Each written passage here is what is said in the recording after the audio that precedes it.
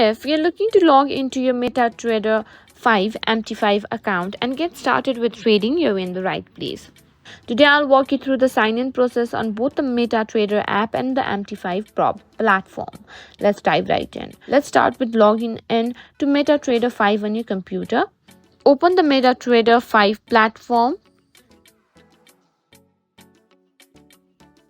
If you don't have it installed yet, you can download it from the official website or your broker's website.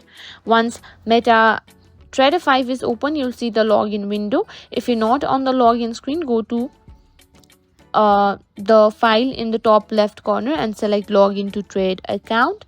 In the login window, enter your account number, password and the server details provided by your broker. Your account number and password should have been given to you when you registered with your broker. Once you've entered the details, click login. If everything is correct, you'll be logged in and you'll see your trading interface.